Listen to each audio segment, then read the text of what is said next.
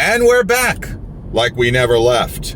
Welcome to episode 237 of the Confessions of a Not-So-Dangerous Mind podcast, second episode of today.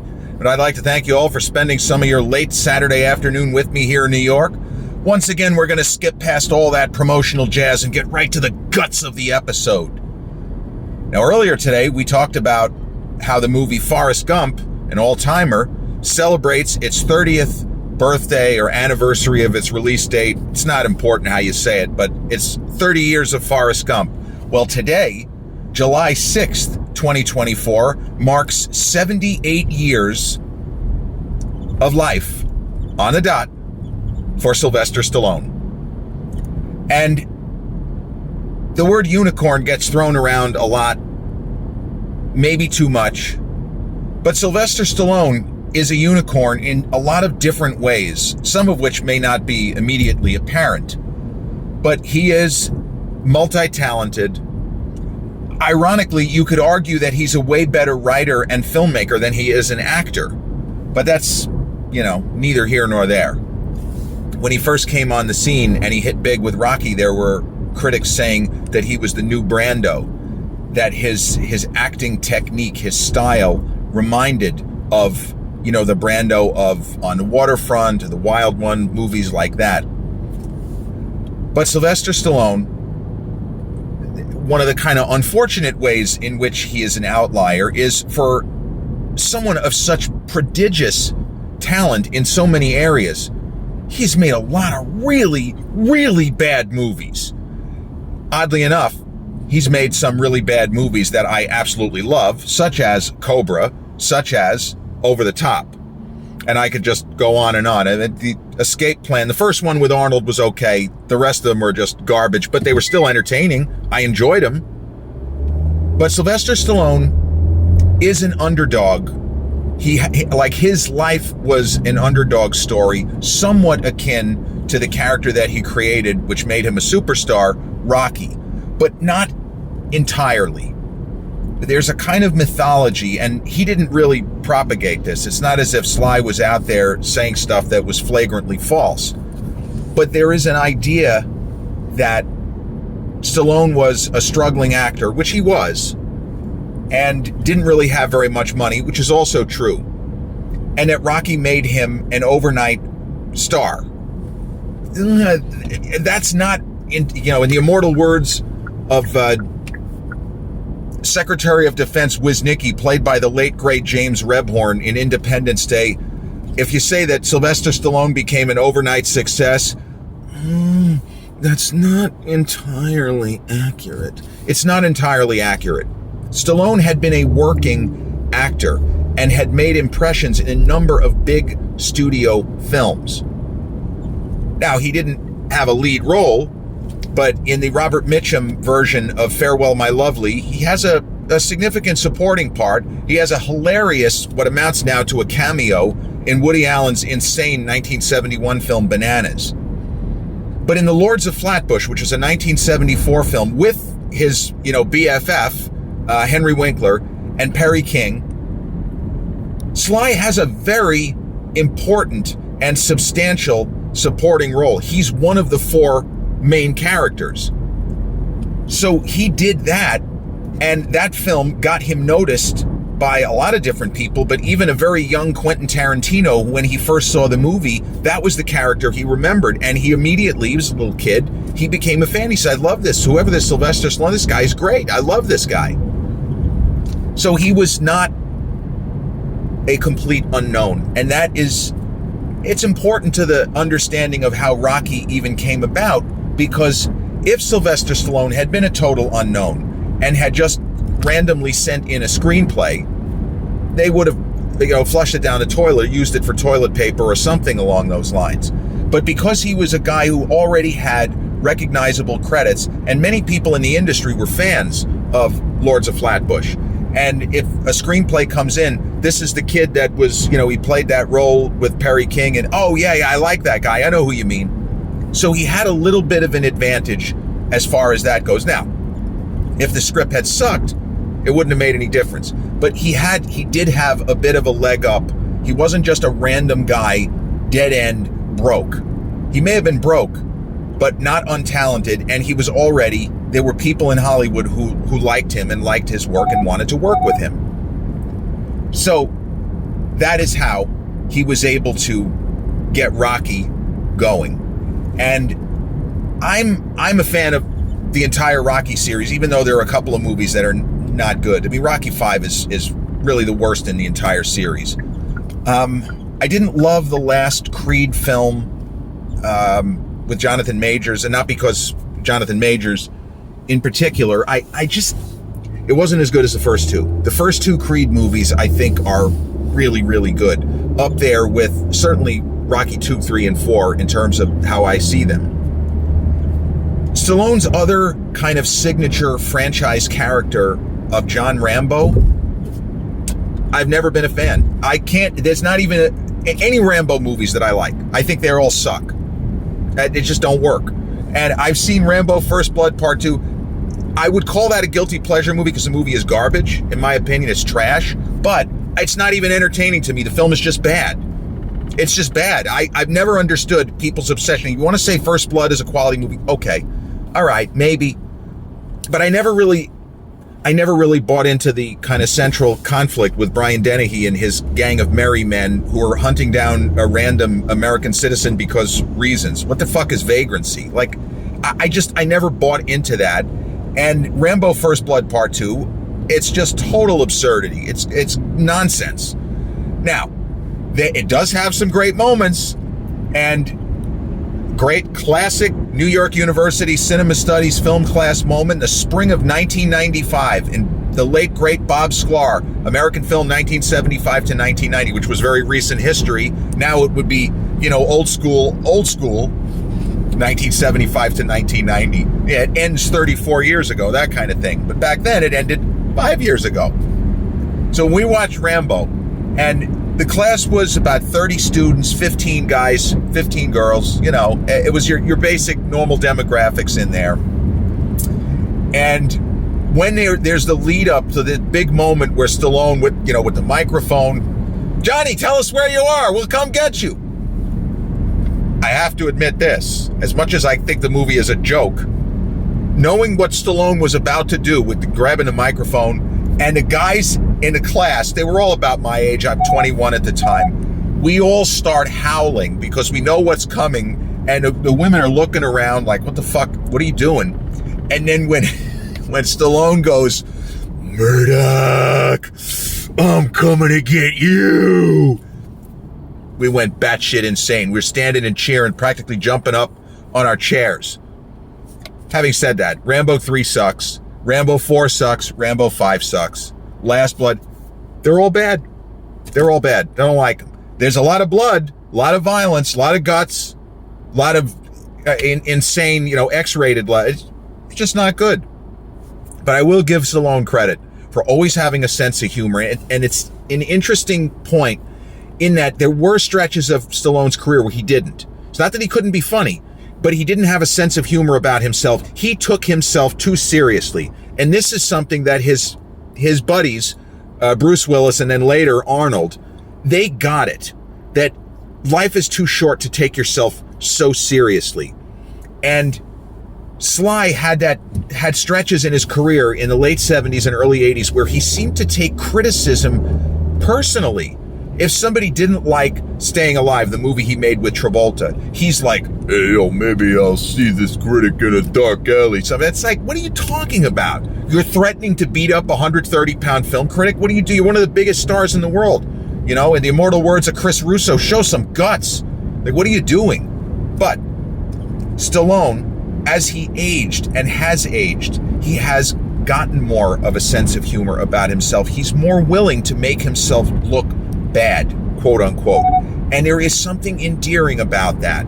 And it humanizes him. And not just because he's getting older and because he's still working like crazy at an age when a lot of people are being put out to pasture, whether on their own or not. The guy is a dynamo. He's amazing, even with all of the terrible movies. But he was at a press tour, unfortunately, for the most recent Expendables movie, which was apparently disastrous. I haven't seen it. And one of the members of the press gallery or whatever it was said, Mr. Stallone, you don't take this the wrong way. I'm not trying to be funny, but is there any chance that you'll make another Rambo movie? And Sly kind of laughed, and he said something I guarantee you the younger Stallone would not have said. But older, wiser, I don't want to say more humble, but older and wiser and gentler Stallone. Am I going to make another Rambo movie? Maybe if you can fight arthritis because there's no one else left to fight, he's got to fight arthritis. That's funny. He would not have said that 20 years ago, even 15 years ago. But it shows someone who is aware, and I would say aware of his legacy, but unfortunately, there is that issue with Irwin Winkler, and Stallone has gone on record and he's been angry and he's bounced back and forth between, I think this guy is a piece of crap, and saying, yeah, but I kind of owe him because without it. So it's a very difficult thing because Stallone did sell the rights, and Irwin Winkler and that family, they're not doing anything wrong by trying to continue to make money from those properties because they are still viable. As we've seen, Michael B. Jordan, Ryan Coogler, the filmmakers involved there, and Michael B. Jordan, terrific actor, is really great as Adonis Creed. Even if I didn't think the third movie was that great, he's fantastic. And I thought his direction of the third movie was fine. His story just wasn't really that interesting. They thought it was more interesting than it actually was. But Stallone is angry, and he's still angry, and the idea of he wanted to own a piece of the Rocky franchise, something for his family. I understand that, but the guy's probably worth $300 million, and the kids have their own businesses. They're all doing great at life, every one of them. So I understand not wanting your own baby and what you came up with to be in the hands of someone else who, as he sees. I think what set him off was when they talked about making a Drago standalone film. I think that's what kind of put him over the edge and just got him really angry. And he made sure, and this is not a bad thing, he made sure to reach out to Dolph Lundgren and say, hey, Dolph, my issues with Winkler, I love you. No, we're good, that kind of thing. But that is the one thing from his career that it does make me sad. I wish that he had gotten a piece of it at some point. He had issues with the Rocky series, and you could argue that this shouldn't have been on him. This should have been on Irwin Winkler, and Stallone never talked about this. But we all know that the Rocky series was inspired by Chuck Wepner, the heavyweight fringe contender, otherwise known as the Bayonne Bleeder. And Stallone, and this is a true story, there's no reason to think that he was making this up, was watched, I think it was September of 1975, when Chuck Wepner, not September of 75, it was more like March or April of 75. It was Muhammad Ali's first title defense after taking the title from George Foreman in 74 in Zaire, Africa. And Chuck Wepner, a fringe contender, they figured we'll give Ali an easy fight, his first title defense, where everyone was so happy. The sport loved the fact that he had gotten the belt back after all the stuff that he'd been through, yada, yada, yada. And Chuck Wepner almost went the distance with Ali. They stopped the fight with about 30 seconds left. He was just getting blasted. But he scored a knockdown. That wasn't really a knockdown, but we'll say that it was a knockdown because officially it was counted as a knockdown. The ref fucked up. In the ninth round, Wepner's kind of getting the shit beat out of him, and he stepped on Ali's foot, and as he stepped on his foot, he kind of put his hand out almost to say, oops, I'm sorry, and he tapped Ali in the stomach, and Ali went flying, not from the stomach, from the fact that he got tripped. Anyway, Chuck Wepner and Stallone had a separate deal because Stallone made no bones about the fact that Rocky is not literally based on Chuck Wepner, but it inspired me. The fact that a kind of fringe contender, or in the case of Rocky Balboa, not even a fringe contender, just a club fighter who happened to have incredible talent, nearly goes, well, in the case of Rocky, goes the distance with the unbeatable heavyweight champion and even knocks the heavyweight champion down during the fight. Oh, in the world of Rocky, he pretty much knocks the champion unconscious, but the ref like starts fucking around like Jersey Joe Walcott in Ali versus Liston in 65, where he's not even counting, and he gives the champ enough time to finally get up. But in a world of that film, it looks like Apollo Creed's on the ground for about 20 seconds. The fight should have been over. But anyway, Stallone had some kind of arrangement with Chuck Wepner that he was going to give him a significant amount of money. And he really didn't until a number of years ago, where they finally came to some sort of an agreement and all parties were satisfied. Now, given the fact that Stallone didn't own the property, that should have been the Winklers that had to pay up, because I think Sly paid a significant amount of money to Chuck, like well into the millions. And he was a little bit embarrassed because he didn't want it to come to that. So maybe that's why he began to go public, because clearly he's always been angry at Irwin Winkler, at least for the last couple of decades. But he was quiet about it, and then suddenly he went public on social media and really let Winkler have it. And by extension, the Winkler family. And like I said, it's unfortunate.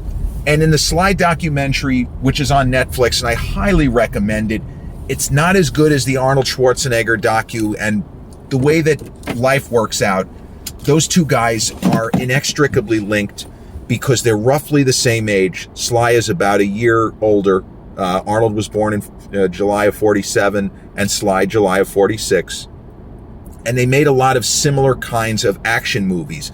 And they had a rivalry, and to some extent, the fact that they've become friends, good friends, because they've known each other for 4 decades. They were kind of friendly acquaintances, but they had this rivalry for quite some time.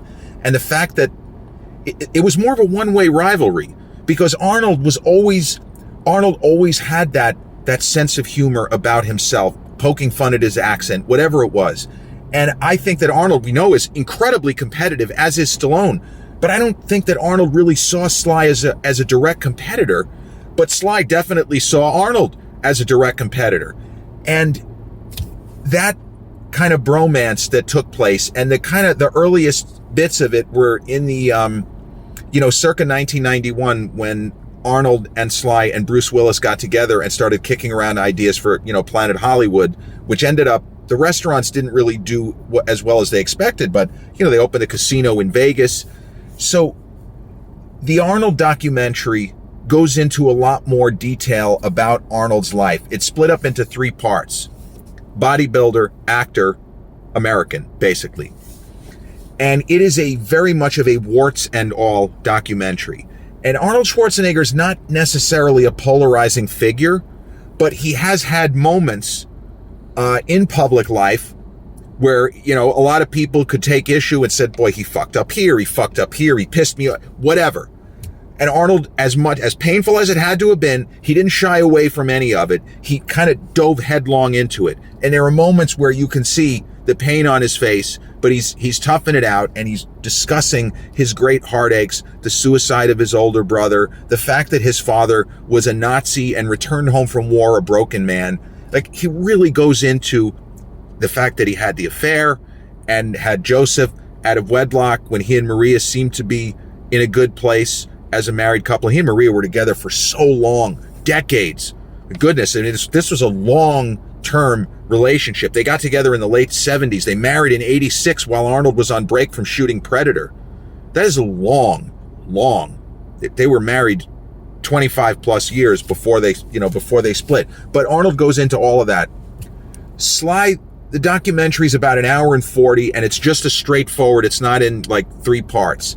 It gives you a good window into understanding him, but he doesn't give that much of himself. He doesn't talk about his private horrors, his pain. He doesn't really go into detail about the passing of his son, Sage. And if he wasn't comfortable talking about it, then, you understand. But I guess I wanted to see more. I wanted to see more of him sort of bearing his soul, as Arnold had, and as other people who have been subjects of those sorts of documentaries share their pain with the audience.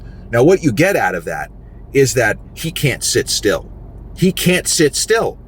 And I guess there's something pretty amazing about a guy who was in, at the time, his mid-70s, who is incapable of not being in constant motion. Can't sit still. And for those of you who know, he did the so-called director's cut. Stallone put together a new cut of Rocky IV, a movie another Gen X standard. I always say Gen X standard, but it's true. Rocky IV is a Gen X standard. But he had time during COVID. He was going fucking crazy. And this came across in the documentary. He's worried about himself. He's worried about the family. He's worried about the movie business. He's worried about everything. And he was allowed to go into the editing room and work. You know, it's not like nobody could work, but they could not produce movies for a number of months there. You know, Tom Cruise with Mission Impossible yelling at the staff, you guys got to stay away from one another. I'm going to have to replace you, whatever. But Stallone was so like this. He couldn't not work. So he went into the editing room and he spent about 6 weeks when Hollywood was mostly shut down, recutting Rocky IV into Rocky versus Drago, which I don't know if it's better, because Rocky IV is absurd as it is. It's really fucking good. It's super entertaining. Rocky versus Drago is probably a better movie. He tones down the jingoistic aspects, you know, us against them. He tones down a lot of that, you know, rhetoric, and he tells a more complete story. There's more for Adrian to do. There's more with Apollo Creed, and there's more with Rocky just doubting himself and being resolute. And they even give Drago a little bit more personality. They were a couple of scenes that Sly had kind of dropped when they were going in the, you know, pro rah-rah America, we're great, they suck, as opposed to maybe we both kind of suck, or maybe we both just, you know, reasonably okay. But it's definitely less pound the drums, beat the drums, America, fuck yeah, than the original version. There are very few people in Hollywood who ever worked in the business who created two franchise cornerstones, two iconic characters that you know just by either a first name, Rocky, a last name, Rambo. And Stallone did that. So even with all of the terrible fucking movies this guy made, he made so many bad movies. You could even throw out Stop or My Mom Will Shoot. He and Arnold are still joking about it 33 years later, that Arnold's agent basically wink, wink, nudge, nudged Stallone into making a movie because he was convincing everybody, no, Arnold's going to do it, Sly. You got 1 week. And he was never going to do it. Arnold read that script. He said they're horrendous, catastrophically bad. I don't know why Sly even bothered. So I said I was going to do it. He should have had the reaction to me, which is like, good, fuck him. This movie's going to be terrible. The script is awful. With all of the bad movies, Stallone is somebody who is worthy of immense respect. You know, respect the grind. Bruce Willis, unfortunately, towards the end, and even before he got sick, he just made so many bad movies. The Death Wish remake was atrociously bad. The last good movie that Bruce was in, Motherless Brooklyn. The last Die Hard movie was terrible. Live Free or Die Hard was not good. You know, it was just okay. The one with Justin Long, whatever. But Stallone has never stopped trying to create. There have been times where he knew the script sucked and he pretty much just collected a paycheck. But normally that's not when it's one of his own projects. When he's into it, when he has either written the script or had a hand in the production, he's given it everything he's got. He always has and he always will. And you look at films in kind of his salad days, even in the 90s when he was banging out the big action movies like Cliffhanger and Demolition Man. And even a movie like Daylight or Assassins was another one it's probably better than its reputation. The Wachowskis, before The Matrix, they wrote the screenplay, what became Assassins, with Stallone and Antonio Banderas. And that's a movie worth checking out. I know it's available for free on a number of streamers. It's not really an action movie. It's not really a character study. It's somewhere in between. But even a movie like Daylight, it's not great, but it's fun. And selfishly speaking, New York City in 1996, I was there. I don't remember that movie being shot, But there are, as in so many other great movies of the 80s and 90s, majestic shots of New York City, of the skyline, of the East River, of the harbor by the East River, pull away shots of the city, magic. Now, Stallone is, we all know, a fitness nut, and here he, at age 77, 78 today, he's probably still got abs. His body probably hurts like hell every single day, but the workout, the diet, he is as motivated as anybody. And he's basically been on a contest diet every day for, I don't even know, 25 years since making Copland. Now, before I close, I want to talk about that movie, Copland. And I've mentioned it in previous episodes. But for people who aren't into fitness, for people for whom having abs is not even part of the thought process, what Stallone did for the movie Copland was not get fat by normal person standards, not put on enormous levels of adipose tissue for nothing. He was playing a character where, unlike pretty much everybody he played, 70s, 80s, and up until Copland, it wouldn't have made sense for this particular character, a kind of seemingly slow-witted small-town sheriff, fictitious town of Garrison, New Jersey, where a lot of New York City cops make their home, and a lot of them are corrupt. But this particular character should not look like the Stallone of Cliffhanger or Demolition Man, when he's absolutely shredded, or even the Stallone of Assassins, who's still shredded but looks even bigger than he did in Demolition Man. This guy was a little slow on the uptake, deaf in one ear, or mostly deaf. So Sly decided, I've made enough action movies. Sometimes you just feel like a piece in an erector set, and I want to get back to some real acting, get back to my roots, kind of like what I did in Lords of Flatbush. Let's go. And he put on 40 pounds in about 6 weeks. And he's talked about, as much as he loved, eating flapjacks and banana splits and having potato chips, he was so uncomfortable being heavier. He could not wait, literally, to start reverse and take the weight off. And it became a problem when filming for Copland wrapped. Stallone did something he knew he shouldn't have done, because when you have a movie like that, you are supposed to, at least if you lose weight, gain weight, stay reasonably close until the director is sure that he's not going to need you for reshoots. Stallone just couldn't. He just couldn't do it. So he crash dieted, and within 4 or 5 weeks, he had lost all the weight, and he still, I shouldn't say still, his abs were back, and better than ever. James Mangold, the filmmaker, got in touch with Sly's rep saying, hey, I need Sly to come back for reshoots. How's he doing? Yeah, how's he doing? He's back down to 180 pounds. That's how he's doing. So they had to do the reshoots and work around the fact that Sly had lost all the weight and was back into fighting trim, use little prosthetics, camera angles, and whatnot. But the motivation, how driven he is, and I know he did the Formula One movie Driven, which wasn't very good. Till Schweiger, I forgot who else was in that. Yeah, it sucked. But he is as driven and as motivated as anyone who's ever worked in the business. And as competitive as Arnold is, Sly is every bit as competitive.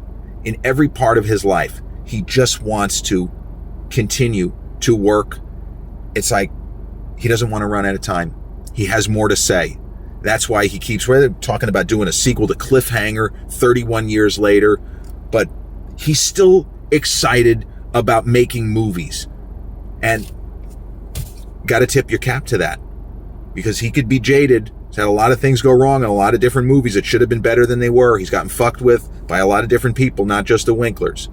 But he still seems to get satisfaction, even joy, from Hollywood, and being a major piece of the Hollywood machine now for 5 decades. And hopefully he has many more classic movies and great roles in his future. Happy birthday, Sylvester Enzio Stallone, 78 years old today. This has been episode 237 of the Confessions of a Not So Dangerous Mind podcast. I'd like to thank you all for spending some of your Saturday afternoon into early evening with me here in New York. If you checked out this episode on the YouTube channel, haven't done so already, please click like, subscribe, comment, share, turn on those notifications. Or if you catch this episode on the audio platforms such as Spotify or iTunes, same general rule applies. Click like, subscribe, share, and turn on those notifications. I'll be back with episode 238 real soon. Until then, I'm coming to get you. Peace.